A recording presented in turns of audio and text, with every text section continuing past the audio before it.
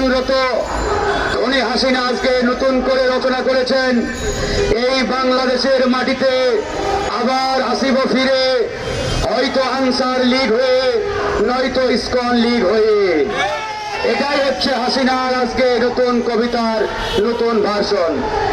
প্রিয় বন্ধুগণ, আজকে সারা বাংলাদেশে বাংলার মানুষ আওয়াজ তুলেছে, এই বাংলাদেশে হিন্দুত্ববাদী শক্তি, ভারতীয় কোন আগ্রাসন তাবেদারি চলতে দেওয়া হবে না। এই বাংলাদেশ, এই বাংলাদেশের মাটি শহীদ তিতুমিরের মাটি, এই বাংলাদেশ হাজী শরীয়তুল্লাহর বাংলাদেশ, এই বাংলাদেশ শহীদ মীর মুগ্ধের বাংলাদেশ, এই বাংলাদেশ শহীদ আবু সাঈদের বাংলাদেশ। এই বাংলাদেশে কুখ্যাত নরেন্দ্র মোদী কিংবা ভারতীয় আধিপত্যবাদী শক্তির কোন তাবেদারি চলতে দেওয়া হবে না।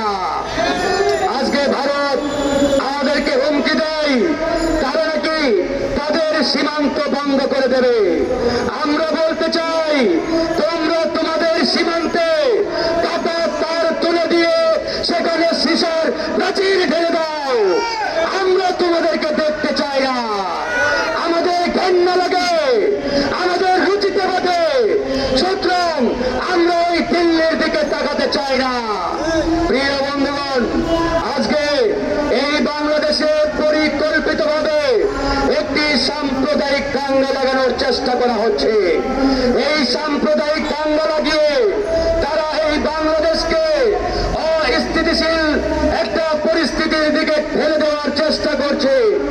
আমরা স্পষ্ট করে বলতে চাই, এই বাংলাদেশে আমরা যতদিন বেঁচে থাকবো ততদিন এই বাংলাদেশ নিয়ে ভারতকে আর খেলতে দেওয়া হবে না।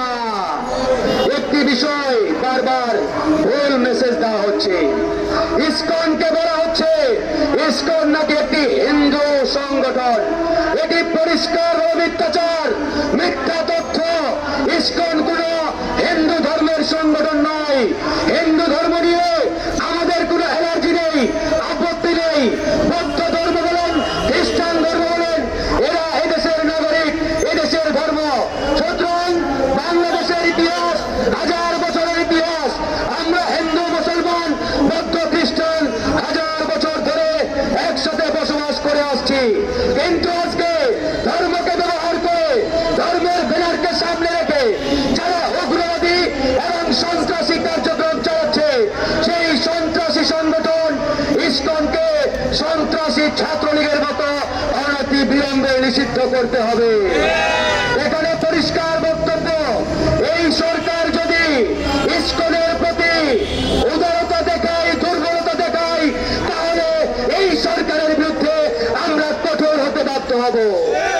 ডক্টর মোহাম্মদ ইউনূসকে বলতে চাই, আপনি যে চেয়ারে বসে রয়েছেন, এই চেয়ার আমার আপনার এদেশের হাজারো শহীদের রক্তের উপরে দাঁড়িয়ে আছে।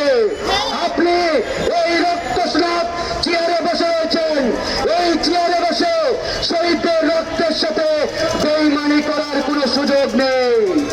আজকে এই সরকার যদি উগ্রবাদী সন্ত্রাসী সংগঠন ইসকনের প্রতি ন্যূনতম দুর্বলতা দেখায়, তাহলে আমরা ছাত্র জনতা রাজনৈতিক দলগুলো চূড়ান্ত সিদ্ধান্ত নিতে বাধ্য হব। আমাদের চোখ ঢাকার দিকে, আমাদের চোখ দিল্লির দিকে নয়। যে সকল রাজনৈতিক নেতারা এখনো মনে করেন আপনাদের ক্ষমতার খুঁটি দিল্লিতে গাড়া হয়েছে, আমরা বলতে চাই সময় আছে, সুযোগ আছে, শুধরান শুধরান। আর যদি না শুধরান, তাহলে আপনাদের পরিণতি খুনি হাসিনার মতো হবে। মনে রাখতে হবে, বাংলাদেশের ক্ষমতার উৎস এদেশের জনগণ। সুতরাং ছাত্র জনতার শক্তির উপরে আস্থা রাখেন, ভরসা করেন।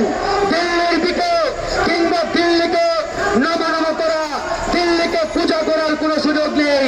যারা পূজা করছেন এখনো সময় আছে, আমরা আহ্বান জানাই ফিরে আসেন, নয়তো বাংলাদেশের জনগণ চূড়ান্ত সিদ্ধান্ত নেবে আপনাদের জায়গা ঢাকায় নাকি দিল্লিতে।